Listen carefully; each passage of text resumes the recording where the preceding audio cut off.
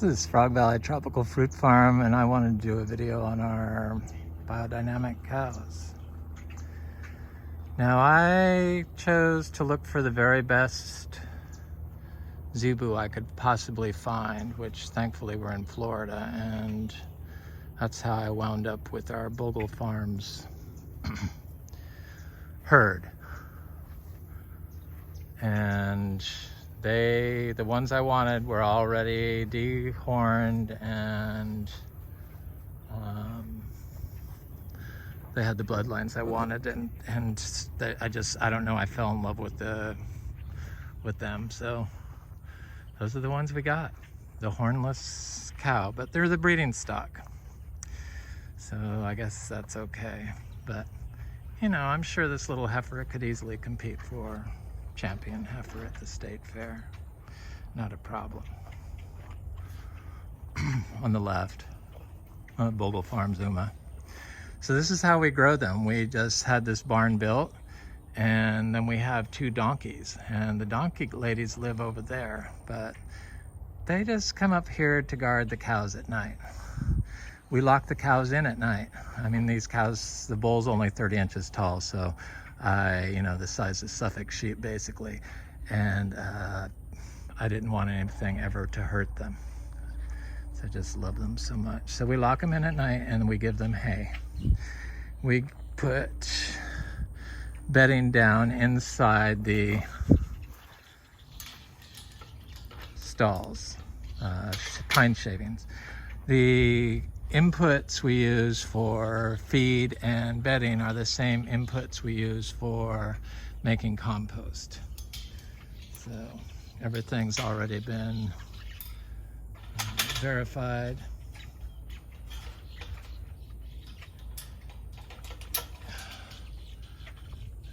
As organically certified or certifiable, and we don't have to worry about it. So I kind of use the bedding, the hay for the bedding. It's just grass hay, coastal grass hay, and it's about as local as you can get around here. Right, Carnation? The cows like to sleep in. If you give them hay, they'll sleep in. They're like little kids. So the manure, I get about 50 pounds a day between the cows and the donkeys. I collect it and I apply it. I haul it around in a wheelbarrow. I drag it around.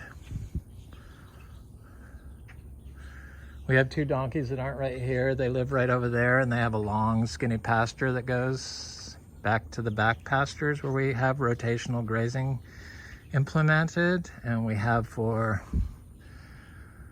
I don't know, 4 years. These are all organic certified fields.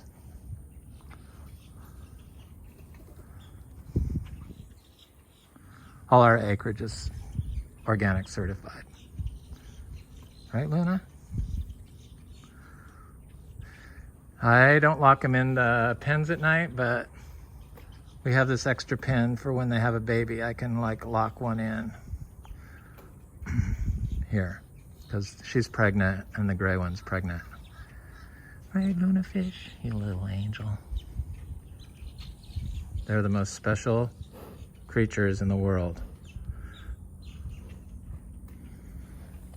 The miniature zebu. You guys need to go out.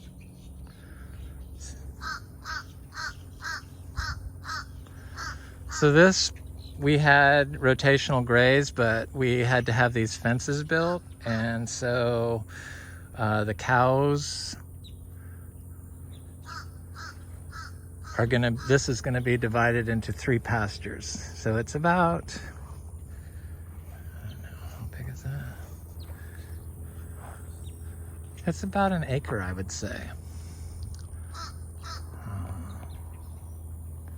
Maybe a little, it's a little more. It's an acre and a half. And so this is gonna be like a waiting for it to cool off because I have to build the fences and it's just been too hot. So we're gonna do a thing there, or thing there, and then a fence there. I don't want these little creatures to ever be subjected to electric fence. So we're putting in permanent fencing. It's gonna look crappy because I'm not a fencer, but at least it'll be safe and it'll be back to 3 pastures. Though they don't really seem to do too much damage to this pasture. It got frozen back this past winter, and it's doing good. They eat different weeds at different times of the year, so these weeds in here will get bit back. I think in winter they like those. Probably after they seed. So the donkeys are back here in 4 pastures. And they just can't keep up anymore. Donkeys are really bad about chewing the grass down in one spot, something the cows don't do.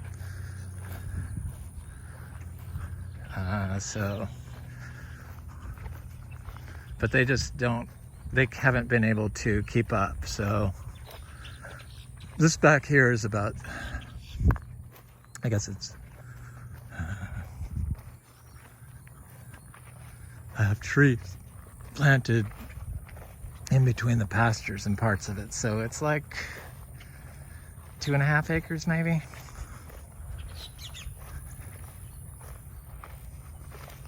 It's kind of hard to judge because the fence is not straight lines. It's like random. But this used to be a big water moccasin hole.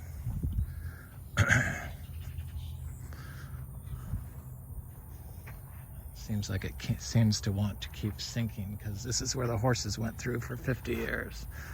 And so here's a pasture.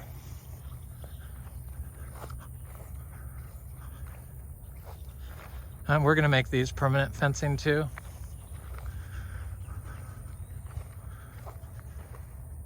So they're like little 3-acre pastures. Yeah, I guess it's 3.5 acres. No, what? 2.5? What? That's 1.5 acres. So this has got to be 3.5. So it's got to be like 2. It's probably 2 or 3, I would say. 3 acres. Because I'm not taking up that much room with the fruit trees. Hi, donkey ladies. And none of these animals get wormed. These guys have been on rotational grazing for several years, so they're good about it. They were wild donkeys, and now they're like family members, basically.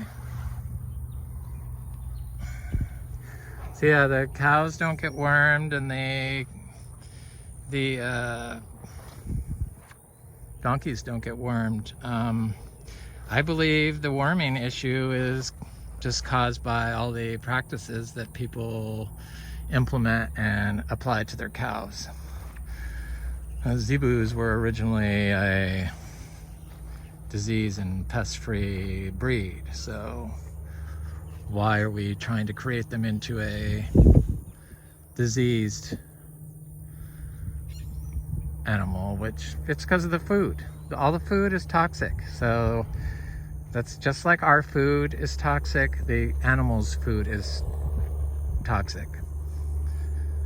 You can't really feed it to them if you're biodynamic or organic, just because, unless you're buying organic feed, which you can't find around here. You can't. Just the grass hay.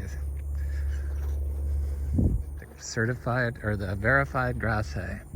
So here's another pasture, and these weeds come up in the late fall, and then they die, and they look like Well, there's a, looks like an old one right there. Anyway, let me see if I can zero in. Good idea. Yeah, the old sticks are right there and there. But yeah, they just decompose on their own. All right, you guys, I gotta do this video. So, oh, the water's high, I can't get across there. So there's another field here, all covered in weeds. There's grass underneath there. All right, you guys. Okay.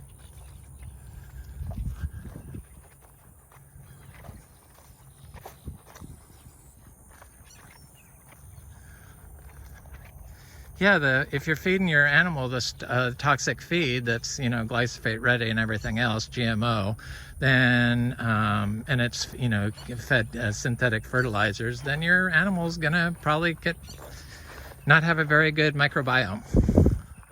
And the microbiome is kind of important for the cow. So if it has a healthy microbiome, it should be able to repel the pest pressure. That's just kind of common sense. Whereas if it doesn't have a healthy microbiome, it's not going to have the flora in its gut to break down the nutrients it needs.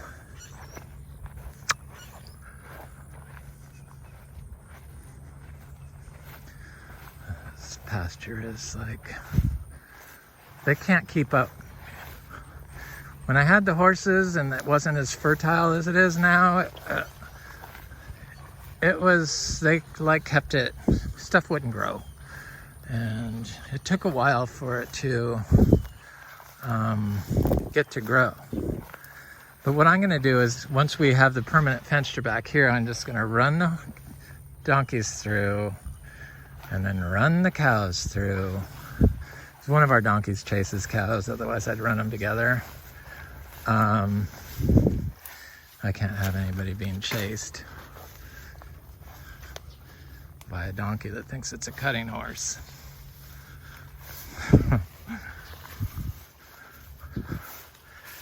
And then I'm going to just have 7 pastures to rotate them through. And then as the trees grow, I will add more land. So, but there's like more feed than we can ever use in here. And got some mangoes. I planted some more seed mangoes back here. But see, I put a hot wire out from the fence. I'm gonna move the hot wire like 20 feet from the fence, and I'm gonna plant tropical fruit trees there, like here. Because it doesn't flood. It used to flood, it doesn't flood anymore. Even though their ground is like 5 feet higher than ours, our ground doesn't flood. It's pretty amazing. People just got carried away with their farm practices and their mismanagement of the land.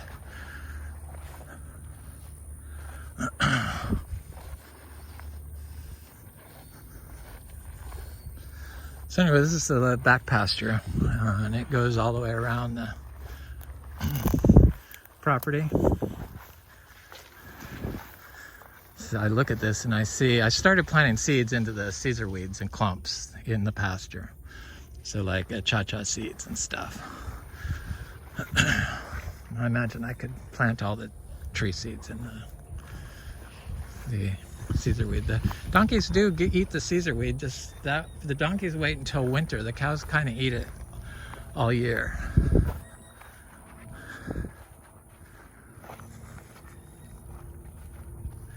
This was like the worst compacted, horse compacted area of sedge, and it still is.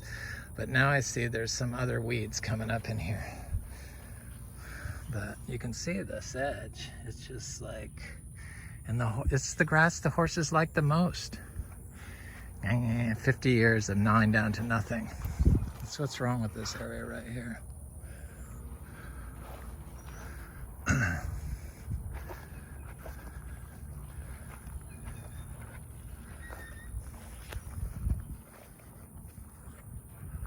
Guess they like to hang out in here. Anyway, that's Frog Valley Tropical Fruit Farm and our biodynamic cows.